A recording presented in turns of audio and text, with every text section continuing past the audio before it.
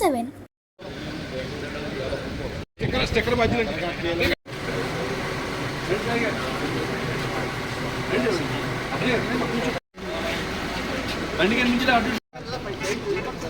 పెట్టేద్దాం కొంచెం ముందు రండి.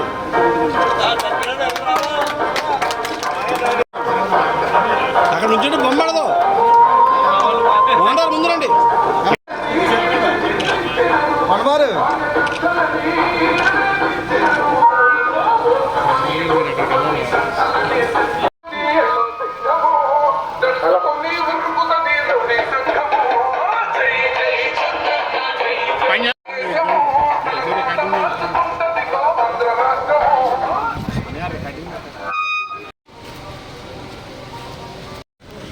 ఆల్రెడీ ఇలాగా మనం ఇప్పుడు 2000 ఈ బండి ఎమ్మెల్యే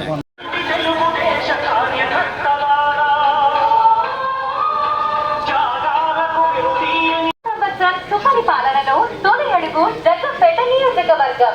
ఎన్టీఆర్ భరోసా పెన్షన్లు, వృద్ధులు వితంతువులకు 4,000 రూపాయలు, దివ్యాంగులకు కుష్టు వ్యాధిగ్రస్తులకు 6,000 రూపాయలు.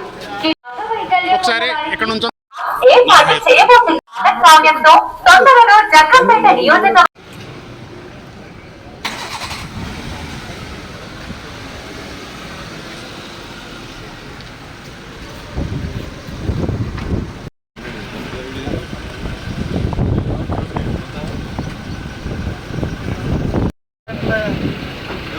నాయకత్వం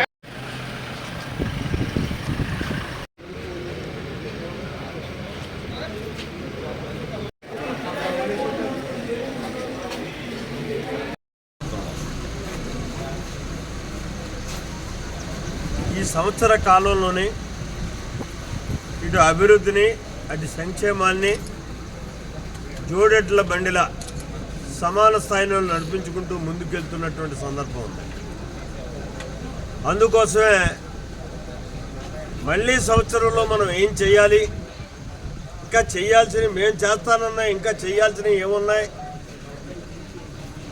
అన్న దాని మీద సవివరంగా ప్రజలకు తెలియజేయాలనేటటువంటి ఆలోచనతో సుపరిపాలనలో తొలి అడుగు అనే కార్యక్రమాన్ని మొన్న 2వ తారీఖు నుంచి ప్రారంభించడం జరిగింది. సుమారు ఇప్పటికి మన నియోజకవర్గంలో అయితే 3,000 మంది 3,000 కుటుంబాలని మేము స్వయంగా కలవడం జరిగింది. మా బూత్ కమిటీ మెంబర్లు అయితేనే, బూత్ ఇన్ఛార్జీలు అయితేనే, క్లస్టర్ ఇన్ఛార్జీలు అయితేనే, యూనిట్ ఇన్ఛార్జీలు అయితేనే, పార్టీ ప్రెసిడెంట్లు అయితేనే, మండల పార్టీ ప్రెసిడెంట్లు అయితేనే, సెక్రటరీలు అయితేనే, నేనైతేనే అందరం కేడర్ అంతా కూడా ప్రతి గ్రామం కూడా తిరుగుతున్నాం, అందరినీ కలుస్తున్నాం, వాళ్ళ యొక్క అభిప్రాయాలు తెలుసుకుంటున్నాం. ఈ సుపరిపాలన కొనసాగించడానికి భవిష్యత్తులో ఏం చేయాలన్నది కూడా మేము ప్రణాళికలు చేసుకోవడం కోసం ఈ కార్యక్రమం అన్నది మాత్రం చాలా బాగా ఉపయోగపడుతుంది అనేటటువంటి పరిస్థితి. దాన్ని చంద్రబాబు నాయుడు గారు, లోకేష్ గారు మంచి ఆలోచన చేసి ఈ కార్యక్రమాన్ని ఇవ్వడం అన్నది మాత్రం ఇటు ప్రజలకి, ఇటు ప్రజానాయకులుగా మాకు, పార్టీకి, ప్రభుత్వానికి అన్ని రకాలుగా ఉపయోగపడేటటువంటి కార్యక్రమం. నిన్న మనం చూసుకుంటే సుపరిపాలనలో భాగంగానే మెగా జాబ్ మేళా చేశాం.